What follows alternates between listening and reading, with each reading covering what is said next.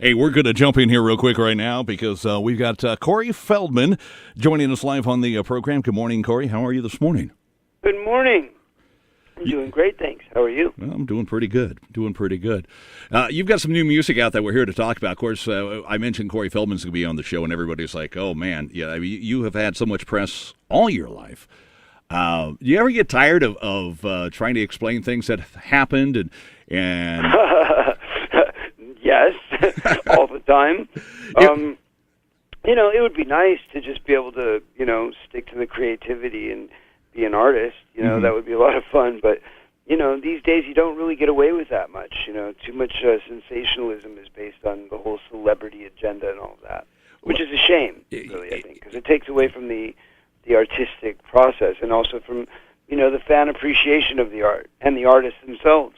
Do you think your life, if it kind of started now and then progressed, from that early childhood when you first started through all the stages that you've gone through with the social media and attention that can instantly be out there, do you think it would have shaped up differently than how it shaped up for you? If I would have started later, you mean? Yeah, I mean, because again, at your age, when things were first getting going, and you're a young artist or a young actor and so forth. We didn't have the tweets and we didn't have the Facebook and all that kind of stuff where things were examined so closely.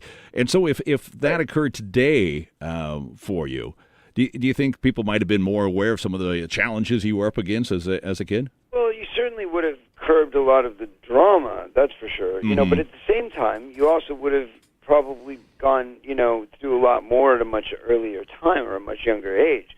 I mean, granted, I went through some very public and very, shocking things when I was young. And, those things, as much as they were dramatic and intense for me to go through in the public forum, I feel like they probably would have been a lot more dramatic and a lot more intense if it would have happened now. So, in that regard, I guess I'm very grateful that I did go through it at such a young age when, things weren't quite as intense from a social media aspect. All right. Well, let's talk about you as the musician. That's what we want to talk about, right? That's right. The new album, Angelic to the Core.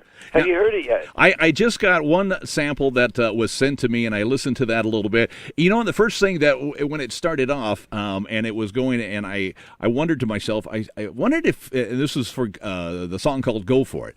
And I thought, did he play any of the instruments on this? And then I read the bio that said you played everything on the album.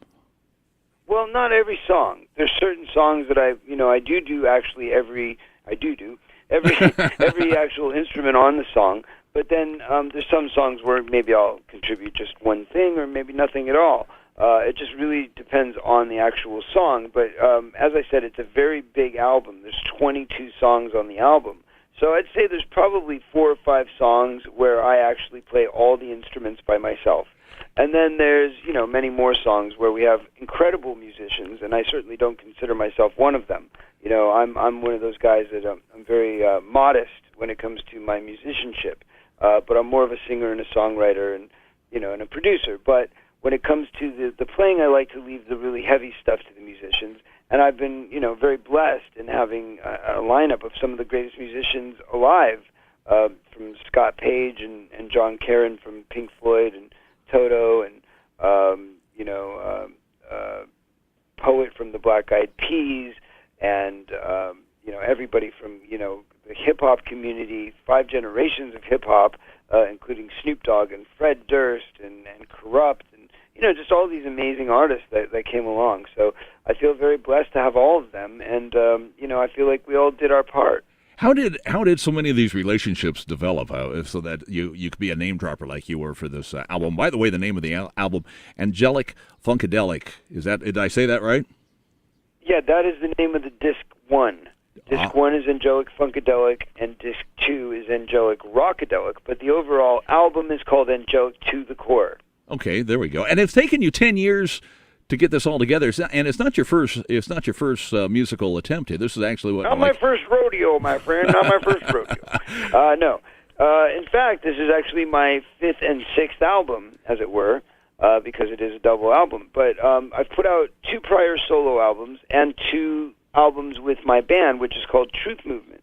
And it's kind of interesting, but when you're in the music industry your whole life, and you find yourself backstage at the different awards shows and concert events and things like that, what happens is eventually you meet all these people, and people see that you've got something going on, and they want to be a part of it. So and musicians just kind of hit it off naturally anyway.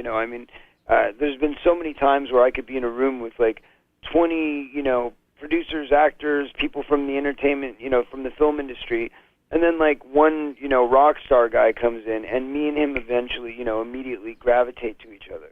And that's just kind of the way it is. It's subliminal. You don't think about it, but for whatever reason, you just kind of have that common understanding, that common language between each other. And I think that's what it is more than anything. So I always gravitated towards the musical people. Corey, let me ask you this. You said you play a lot of different instruments, but which one do you think is your favorite, or that you're the best at, or you'd like to be the best at? Well, again, I don't classify myself as like a true musician. So, I do it for aesthetic purposes. You know what I mean? I'm kind of the guy who's there as the utility guy. So, like, when something's got to go down, like if I need a drum beat and there's not a real drummer around, then I'll do it.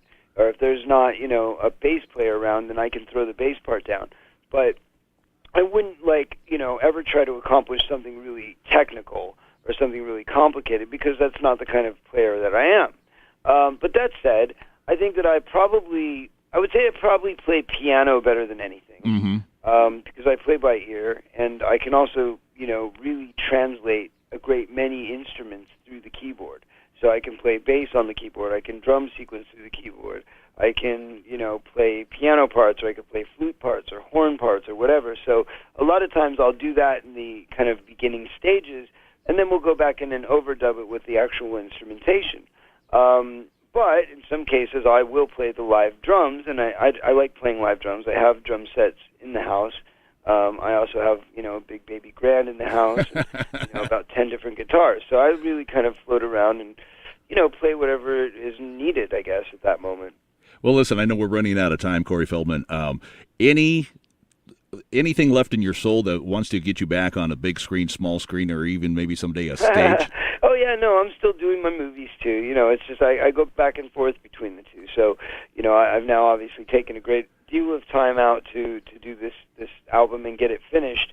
I had a film out last about 2 years ago called The M Word, which was in theaters, and that was a romantic comedy. But my next movie coming out is actually called Corbin Nash, and it's a vampire comedy and kind of a black comedy, and I play a vampire tranny in the movie. So we all have that to look forward to.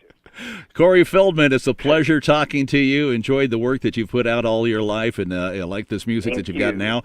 You ever make it up here to Humboldt County, look us up, and we'll get together and jam. Hey, I would love nothing more than to make it up to Humboldt County. I appreciate it. Trust me. Thanks, Corey. You guys have great air quality, what I hear. We definitely do. All right. Corey Feldman, have a great one. Talk to you next time. Thank you. Thanks. Bye-bye. God bless.